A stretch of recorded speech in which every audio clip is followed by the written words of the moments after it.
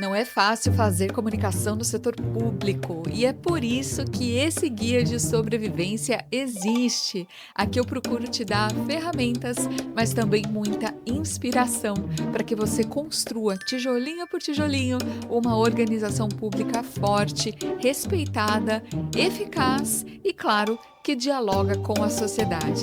Eu sou a Aline Castro, sou jornalista e servidora pública há 20 anos. Para acompanhar um pouco mais do meu trabalho, da minha rotina, é só me procurar nas redes sociais como Aline Castro Comunica. Tem também meu site alinecastrocomunica.com.br. E para fazer parte de um time de gente que quer construir junto, trocar ideias e também se amparar nos momentos difíceis, tem a ABC Pública, a Associação Brasileira de Comunicação Pública. Então eu te convido desde já para acessar o site abcpublica.org.br, ficar por dentro das notícias e, quem sabe, vir se associar e somar com a gente. Pessoal, o episódio de hoje é daqueles que eu fico pensando como que eu não fiz antes, sabe? A nossa convidada, ela é uma grande referência na área, é uma professora querida, admirada, e eu tô falando de Maria Helena Weber. Ela é professora titular e orientadora no programa de pós-graduação em comunicação da Universidade Federal do Rio Grande do Sul, doutora em comunicação e cultura, mestre em sociologia, coordenadora do grupo de pesquisa NUCOP, que é o Núcleo de Comunicação Pública e Política, e do Observatório da Comunicação Pública, autora de diversos artigos e obras no campo da comunicação pública e política.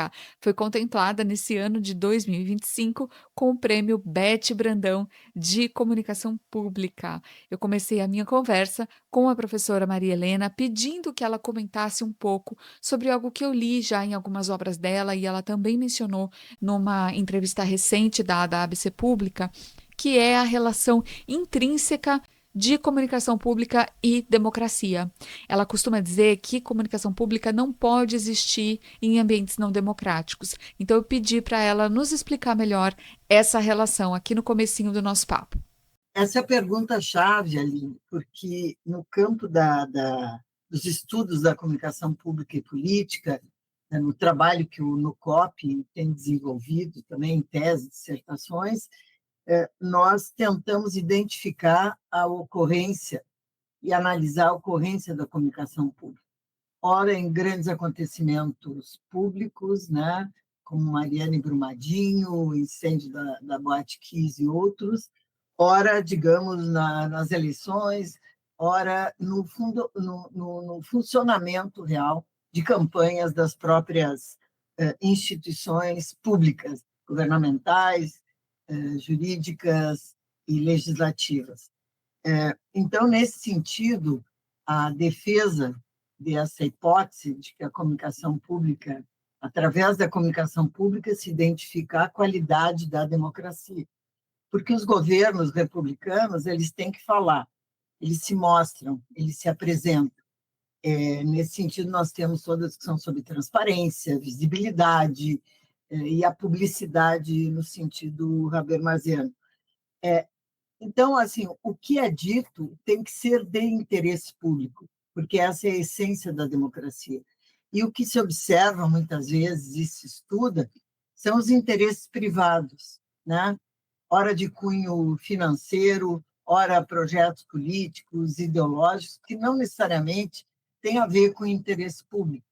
Então, todo projeto de comunicação dos governos e instituições das democracias, eles obrigatoriamente deveriam obedecer ao interesse público, né? E não ao interesse de um projeto político específico, né? Ou de um governante, etc. Então, quando se fala em corrupção, por exemplo, o Brasil é riquíssimo em exemplos, né? Nós podemos identificar claramente o interesse privado, né? O interesse espúrio, que se sobrepõe ao interesse público, né? Então, na propaganda que é feita por todos esses órgãos públicos, no discurso, digamos, nos discursos presidenciais, governamentais, nos eventos, tudo aquilo que a área de relações públicas e de jornalismo produz, aí é que nós vamos ver onde está o interesse público e, portanto, identificamos a qualidade da democracia. Pessoal, um recorte muito importante quando a gente fala de qualidade da democracia é a confiança das pessoas nas instituições, né? E a gente sabe que estamos vivendo no Brasil, né, e no mundo, não é exclusividade do Brasil, muitas crises nesse sentido, crises de confiança nas instituições. Eu pedi para a professora falar um pouco sobre os riscos desse enfraquecimento, né, para a sociedade brasileira e sobre qual o papel da comunicação pública num processo de reconstrução ou de mitigação desse cenário. A questão da confiabilidade, né, ela é o desejo de todos os políticos, de todos os governantes, de todas as instituições públicas, e essa confiabilidade ela vai sendo adquirida, assim entendo, né, pela relação que a população, que os diferentes públicos que apostaram num projeto de governança, num tipo de atividades, digamos, voltadas para o interesse público, quando esses públicos, quando essa população consegue se identificar com isso, né? Ela consegue ver e sabe o que está sendo feito em seu benefício. O modo com que a propaganda vai difundir isso, né, é o que vai dar um pouco essa dimensão. Então, assim, aquilo que me parece, digamos que às vezes é bastante esquecido, é exatamente a promoção do interesse público através, né, através do tipo de comunicação que as instituições, que os sites promovem, etc. Então, esse é um dos aspectos. A perda, digamos, da confiabilidade tem a ver com o fato de que nós não nos enxergamos, nós não nos identificamos com aquele discurso, com aquela propaganda, com aqueles atos políticos governamentais que estão sendo executados, né? É claro que para cada ato de instituições públicas concorrem muitas perspectivas, muitas críticas, muitas abordagens diferenciadas, né? E muitas ideologias também. Então, assim, o governo diz uma coisa, mas sobre aquela mesma coisa, o mesmo tema, que seria de interesse público, você tem ações e você tem discursos do legislativo, do judiciário, e você tem a imprensa, você tem as redes hoje, e assim por diante, né? Então, a disputa da verdade, que é uma das grandes características do nosso tempo, ela está numa relação direta sobre confiabilidade. Em quem eu confio? Quem é que diz a verdade, né? Então, eu acho que o trabalho do profissional de comunicação nas instituições públicas é fazer o melhor possível, digamos, dar visibilidade da melhor maneira possível a partir dessas estratégias em que o interesse público fica demonstrado. Se interesse público houver, né? Às vezes não há. É meramente um interesse de ordem pessoal, estética, etc. A professora comentou, de nós fazermos o melhor possível para garantir que as ações que a gente desenvolve sejam de interesse público.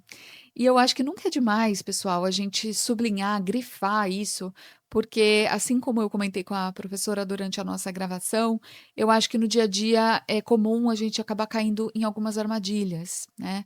É lógico que a gente quer que as nossas instituições, os nossos líderes sejam bem vistos, tenham uma boa reputação, não passem por crises, né? Só que nesse processo a gente pode acabar escorregando um pouquinho na observação de alguns princípios, né, como o da transparência ou da impessoalidade. Então, eu pedi para a professora comentar esses pontos para a gente um pouquinho. A imagem pública, né, que a boa imagem pública favorável, que rende opiniões positivas e votos, na totalidade, ela é praticamente é, impossível de ser obtida a partir de uma unanimidade, né?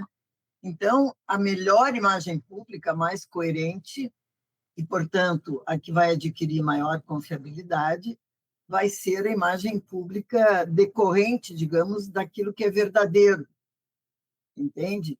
Daquilo que vai beneficiar a sociedade, que vai estabelecer relações, que vai beneficiar, ou seja, de novo, que é definida em nome do interesse público. Então, assim, é evidente que aí nós temos esse paradoxo, que eu chamo de um paradoxo político-comunicacional, porque ele é inevitável, que é o sujeito ou o homem e a mulher que estão no poder e eles, ao mesmo tempo que pretendem, dizem isso retoricamente, atender ao interesse público, eles também têm eles também visam a atender aquele projeto que é do seu partido, que é da sua ideologia, que é da sua vida político-pessoal. Então, isso se mistura. Eu digo que é um paradoxo, porque isso é inevitável, né?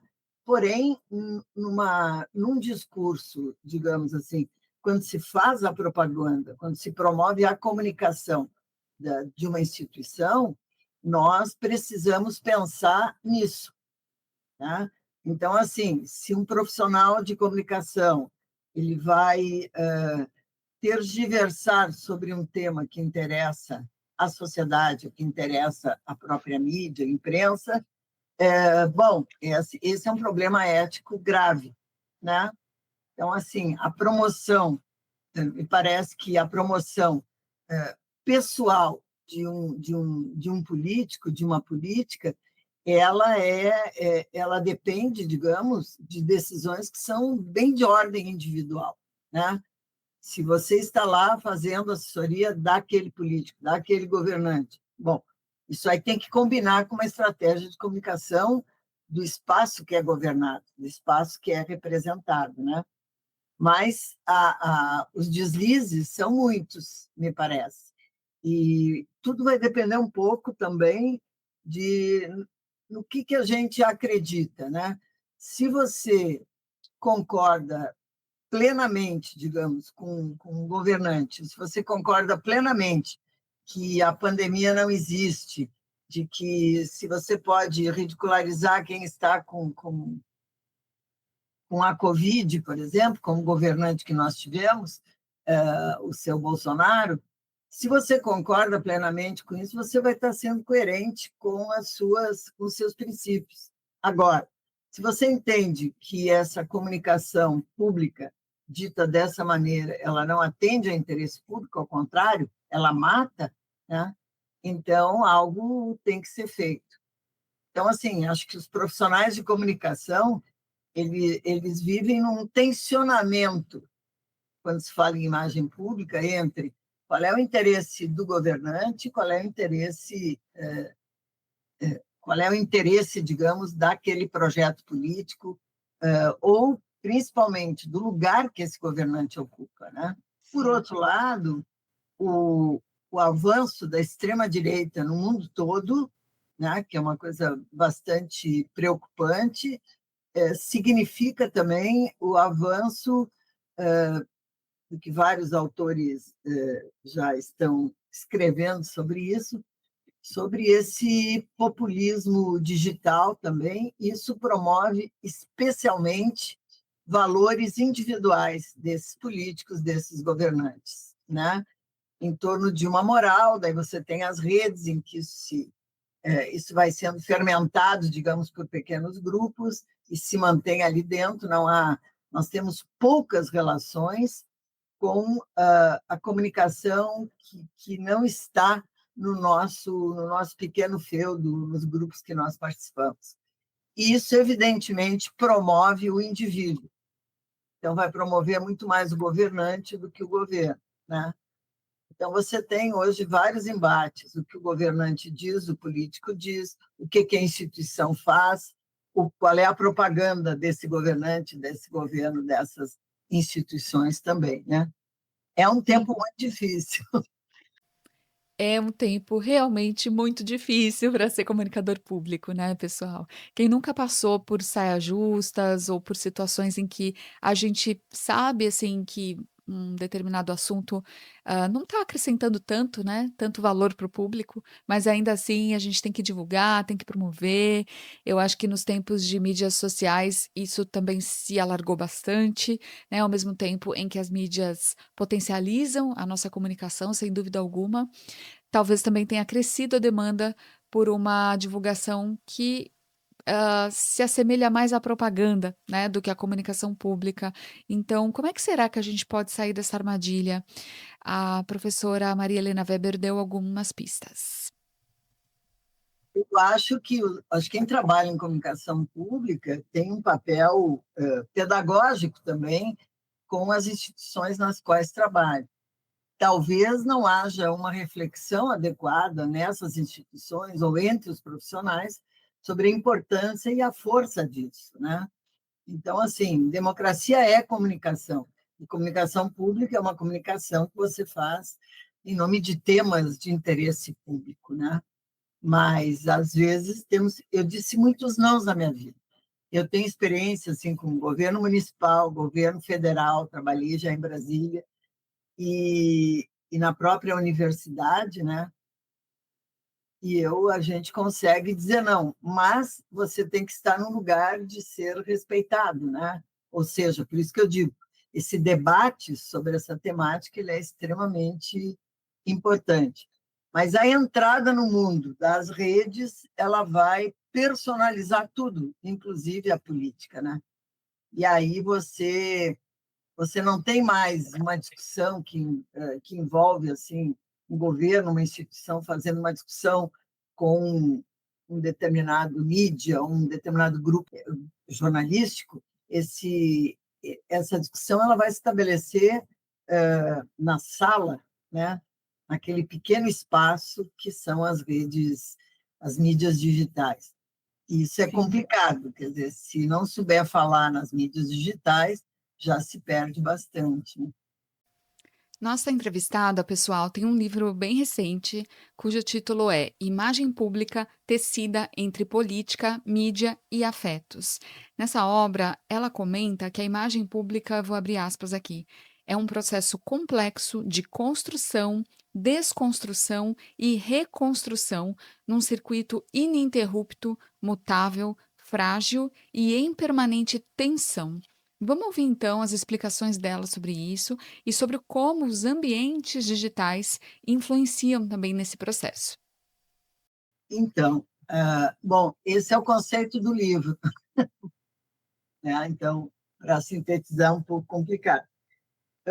Primeiro que imagem pública desejada, almejada, né, que traga bons frutos, bons votos, apoios, etc., boas opiniões, ela vai ser construída pelo sujeito, pela mulher, pelo homem que receber essa informação, né? Onde ele estiver com a informação. Então, um governo não pode ter um projeto de imagem pública, ele tem que ter um projeto de comunicação, cuja comunicação vai gerar uma imagem, né? Então, essa é um pouco a estratégia na qual nós precisamos pensar. Nesse sentido, ela é muito frágil sempre, porque aquilo que está sendo dito por uma instituição ou por um governante, um deputado, por um senador, por um prefeito, aquilo é dito e, ao entrar, digamos assim, no circuito complexo, como eu chamo, ele é complexo por quê? Porque tudo que é dito pelo poder vai ser avaliado, criticado, analisado, recolocado pela imprensa, pelas redes, por outras instituições, pelos adversários, né? E pelo próprio grupo ao qual ele pertence. Então, poder, o discurso do poder, os atos do poder, numa democracia especialmente, eles estão sempre sob vigília, sob atenção, né? Hoje nós temos nas redes a opinião individualizada, né, ou mentirosa, que pode ser e tal, que aí cria uma outra confusão. Então, por isso que, ao fazer um projeto de comunicação, considerando todos esses elementos desse circuito, né? E lá eu tenho quase 3 páginas que mostram até se constituir a imagem, tudo que faz, um exagero pedagógico, digamos, até chegar à avaliação se aquela imagem é positiva ou não.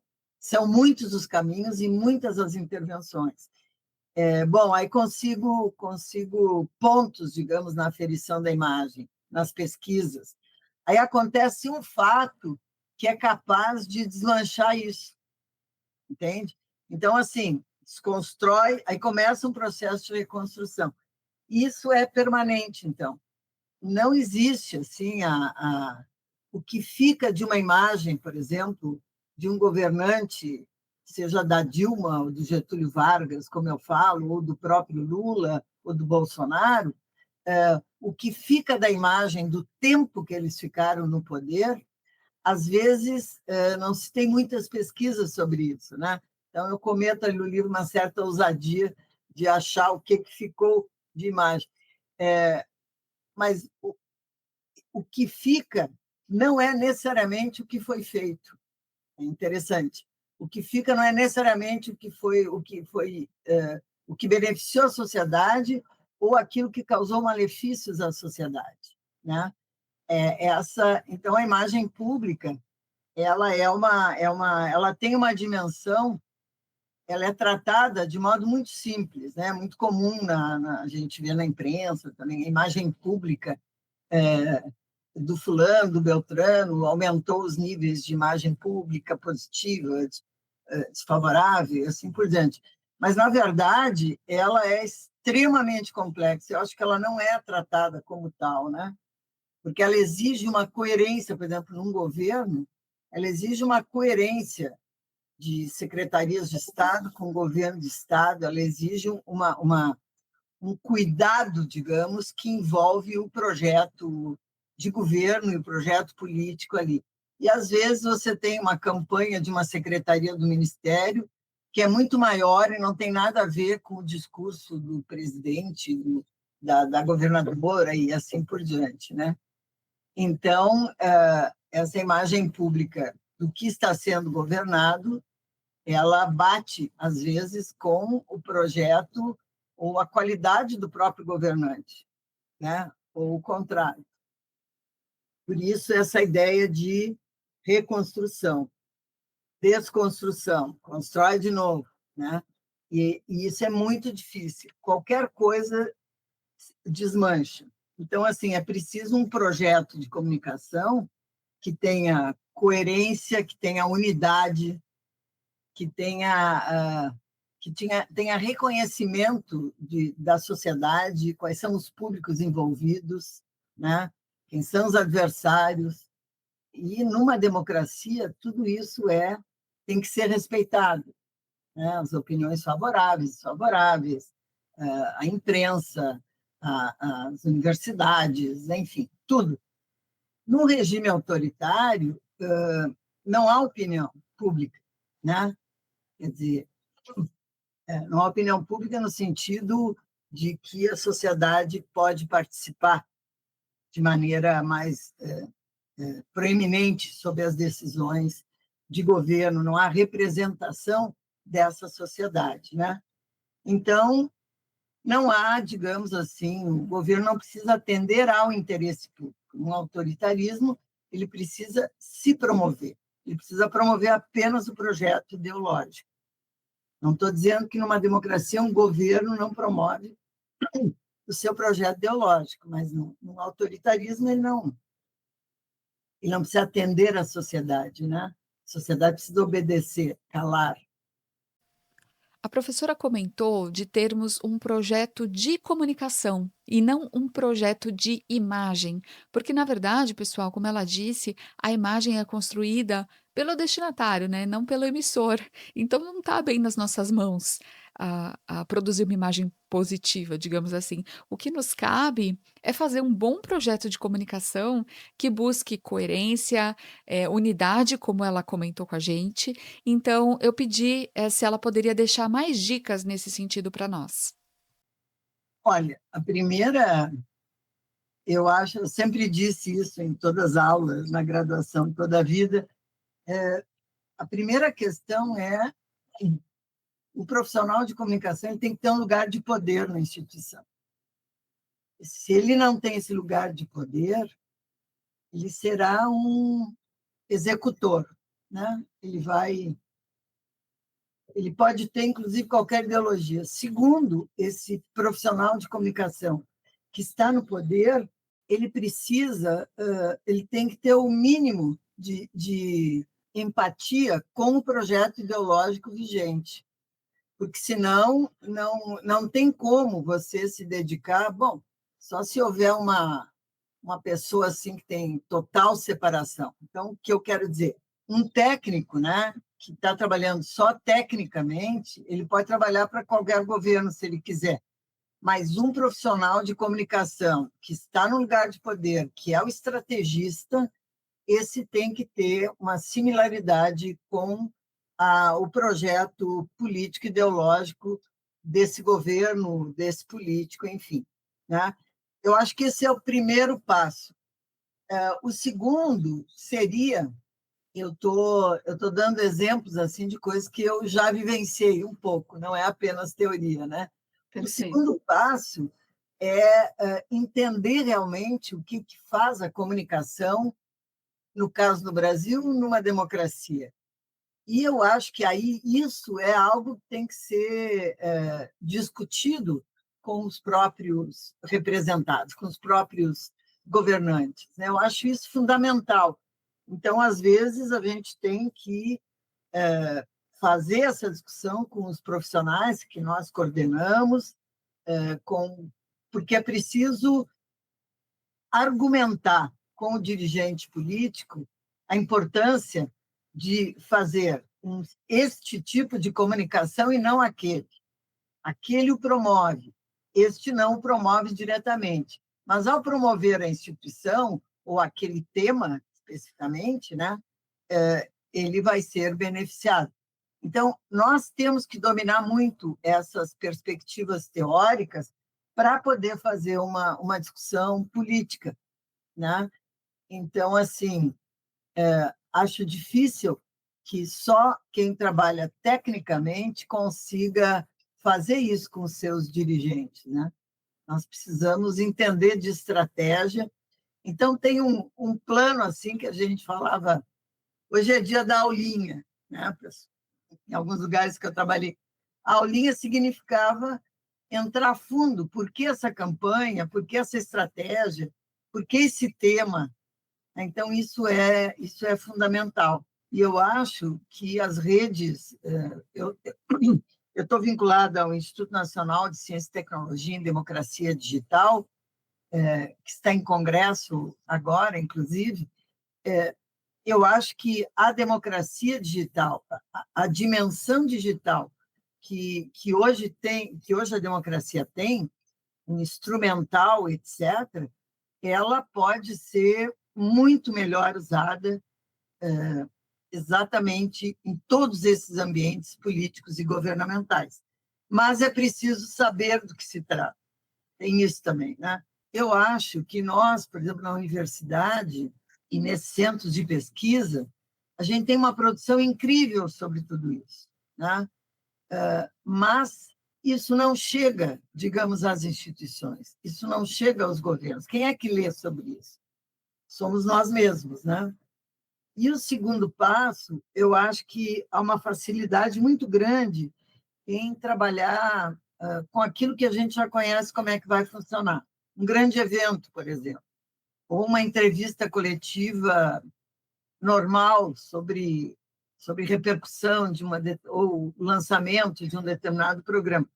O que poderia ser diferente nisso? O que poderia atrair mais gente? O que poderia mostrar melhor o compromisso desse político, desses governantes, dessa instituição com a sociedade, né? Então, eu acho que a gente tem que provocar o nosso conhecimento e a nossa criatividade. E ter esse papel mais pedagógico, digamos, nas instituições. Nós temos que fazer essa discussão, né? Porque senão nós vamos ficar ensinando técnicas, e essas técnicas não resolvem muito essas questões mais problemáticas, né? Então, assim, a primeira coisa, esse profissional tem que estar no lugar do poder para ser respeitado, né? Para termos instituições legítimas aos olhos das pessoas, gente, tem um outro componente bem importante e também bem basilar da comunicação pública, que é a participação social, como a nossa entrevistada já comentou aqui. Se houver formas autênticas das pessoas participarem, a tendência é que as pessoas se aproximem, se envolvam, pertençam, né, e assim, consequentemente, confiem mais. E a comunicação digital com as redes, elas ampliaram essa possibilidade, né. Então vamos ouvir o que a nossa entrevistada comentou sobre isso. Isso aí é um projeto interessante que tem a ver com INCT em democracia digital também. Quer dizer, como é que você faz para que as pessoas participem de redes que não sejam só as suas redes íntimas, como eu digo, privadas, né? Como é que você faz com que elas saiam daí? Bom, aí tem que ter uma pesquisa evidente de quem participaria, de que tipo de gente se chama, como é que você coloca um tema para ser debatido em rede, né? Nós temos hoje projetos no Senado, na Câmara, que você pode entrar, que você pode votar, por exemplo. Como é que as experiências da sociedade poderiam ser melhor divulgadas? Como é que elas poderiam fazer parte? E pelo mundo digital é muito simples fazer isso. Agora, como é que estrategicamente você constrói isso, né? Você precisa de investimento, você precisa de profissionais, né? E esses profissionais são técnicos e são também os estrategistas desse processo, né? Eu sempre uso um exemplo que eu acho que foi um impacto muito grande para a universidade durante a pandemia, quando ficamos todos isolados, né? E começou os podcasts, grupos de estudo, aulas públicas, uma coisa muito simples, ela começou a ser aberta e os professores começaram a dar aula, e essa aula saiu da universidade. Então, se começou a discutir saúde pública, a própria comunicação e questões de biologia, de todos os tipos, e as pessoas, centenas de pessoas assistiam, participavam, né? E isso aí foi uma experiência que eu acho muito interessante, que tirou a universidade dos seus gabinetes, como se diz, né? Então, isso é algo para ser repensado, quer dizer, que estruturas nós podemos montar para que haja esse debate público? Se a gente fala que comunicação pública é indicador de qualidade da democracia, é porque ela pode promover um debate público sobre temas de interesse público, né?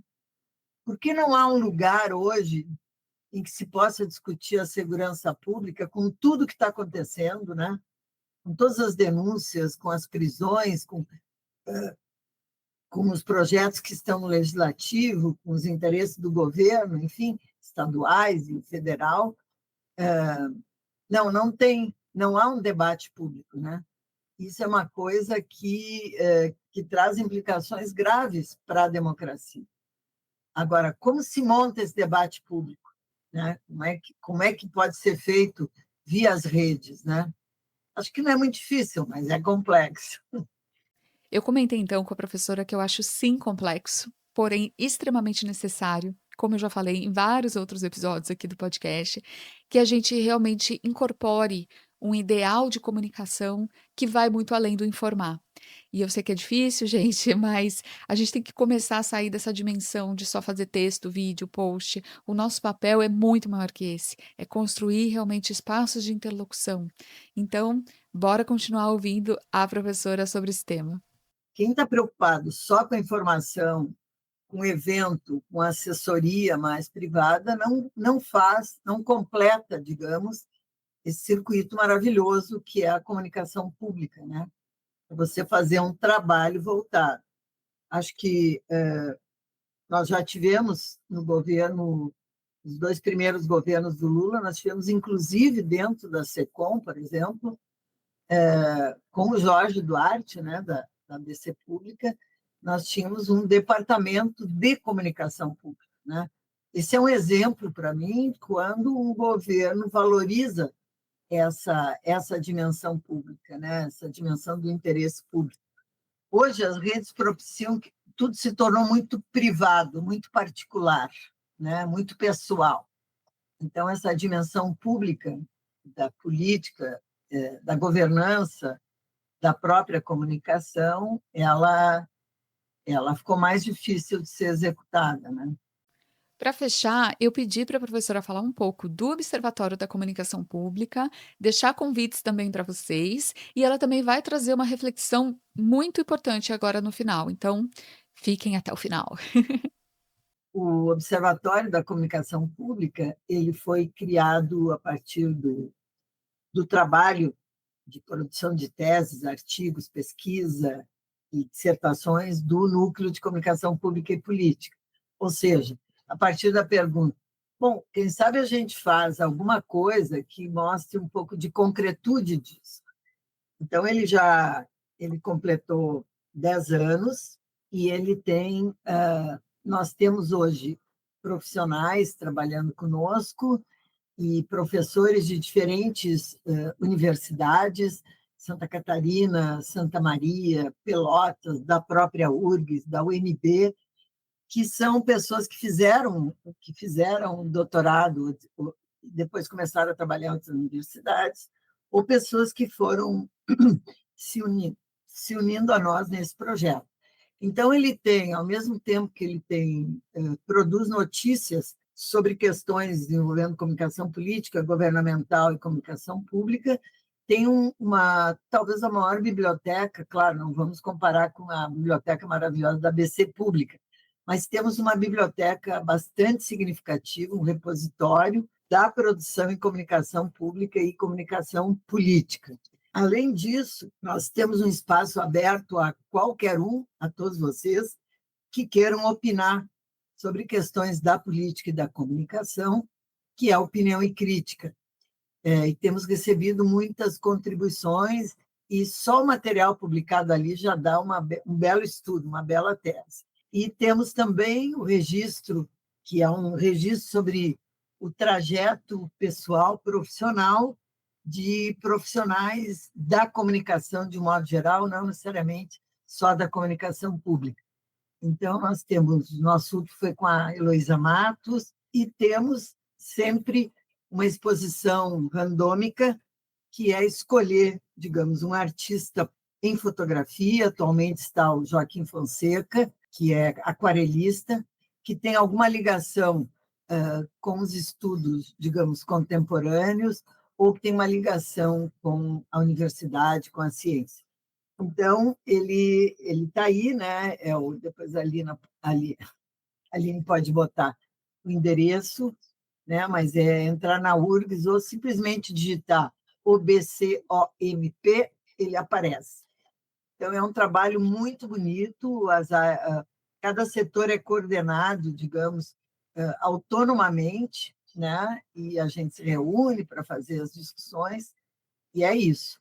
E sobre o NUCOP, eu acho que entrou numa nova fase, e nós fomos muito abalados no Rio Grande do Sul pela questão das enchentes, pela destruição quase geográfica de boa parte do estado, né?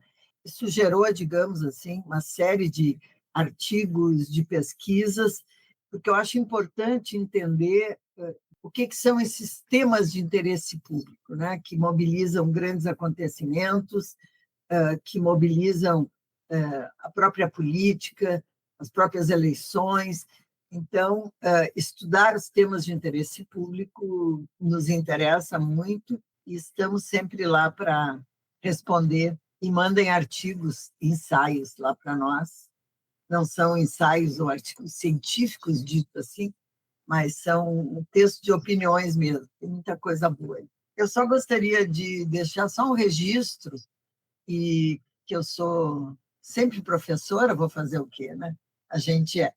Então, assim, que eu acho que a responsabilidade que as universidades têm e os cursos de comunicação têm em ensinar, refletir e produzir sobre comunicação pública, comunicação governamental, comunicação política, né?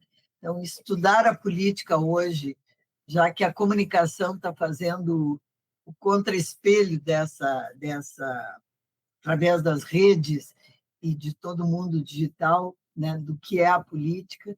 Então, eu acho isso fundamental. E talvez a gente esteja esquecendo um pouco disso, da importância dos temas políticos, né, da conjuntura. Na comunicação acaba sendo, nesse mundo digital, muito mais fácil ensinar a fazer do que ensinar a refletir, né? Os alunos também se incomodam um pouco em aprender a refletir, mas eu acho que nós temos essa função, essa obrigação. Gente, eu concordo demais. É por isso que eu tento equilibrar aqui no podcast episódios que são mais ferramentais, né, com outros que são mais reflexivos. Eu acho que a gente pode ter as melhores ferramentas do mundo, mas se a gente não saber usá-las com consciência, com um propósito que seja efetivamente público, né, elas não vão servir para muita coisa. E para fechar a nossa reflexão de hoje, vamos então para o nosso tradicional resumão do episódio. Bora lá. Comunicação pública é aquela que corresponde ao interesse público e não privado. Parece óbvio, mas o óbvio precisa ser dito. Quanto mais informação de qualidade que beneficie as pessoas, fomente a participação e o envolvimento delas, melhora a democracia. Consequentemente, como profissionais de comunicação, a gente busca muito consolidar uma imagem positiva para as nossas organizações. E não tem nada de errado com isso, mas tem alguns pontos importantes que a gente não pode esquecer. O primeiro é que a gente tem que saber que não está nas nossas mãos formar essa imagem, porque ela é uma construção do outro, dos destinatários, e também porque tem um monte de fatores que influenciam essa formação. O segundo é a gente tomar cuidado para que essa busca pela imagem não gere desvios, né? Não faça com que a gente acabe se afastando de princípios como o da impessoalidade, o da transparência. É por isso, pessoal, que a gente tem que pensar sempre em ter um projeto de comunicação e não um projeto de imagem. De novo, se a gente se comunicar bem, com empatia, com verdade, trazendo benefícios reais para as pessoas, há grande chance da gente ter uma imagem positiva, né? Da gente gerar um impacto positivo na imagem. E aí a gente está dando passos largos também para gerar confiança e legitimidade para a nossa organização. Logicamente, isso nem sempre é fácil de fazer, a gente vive pressão, saias justas, e é por isso que conquistar um território de respeito dentro da nossa organização é fundamental, para que a gente não se limite a ser apenas um executor e sim um estrategista. Outro preparo necessário é a gente estar pronto para a volatilidade desse processo. Tudo passa por processos de construção, desconstrução e construção de novo, ainda mais em tempos digitais, com tantas vozes, tanta rapidez das coisas, não tem muito como ser diferente, né? Eu acho que é saber navegar por esses ambientes e extrair o melhor deles, afinal, no digital dá para pensar em iniciativas que, inclusive, podem ampliar o debate e a participação dos públicos, e isso também tem tudo a ver com dar legitimidade para as nossas ações e para as nossas instituições. Pessoal, tentei fazer um apanhadão aqui, mas recomendo demais que vocês conheçam a obra, as obras, na verdade, da nossa entrevistada, a professora Maria Helena Weber, porque ela se aprofunda com muito brilhantismo em todos esses assuntos que a gente passou aqui hoje. Eu espero que vocês tenham gostado, eu espero que tenha gerado reflexões importantes e práticas. Eu agradeço demais por terem ouvido até aqui, agradeço imensamente à querida professora Maria Helena Weber pelo tempo dela, por ela ter dividido tanto conhecimento com a gente aqui hoje. Na descrição do episódio eu vou deixar alguns links importantes citados pela professora aqui. Não esquece que se você quiser sugerir um tema, ou um entrevistado, ou trazer um case aqui no nosso podcast, é só me mandar um oi lá nas redes sociais. Você me encontra como Aline Castro Comunica. Por hoje é isso, pessoal. Deixo para vocês um grande beijo, um forte abraço e até o próximo episódio do podcast Comunicação Pública Guia de Sobrevivência.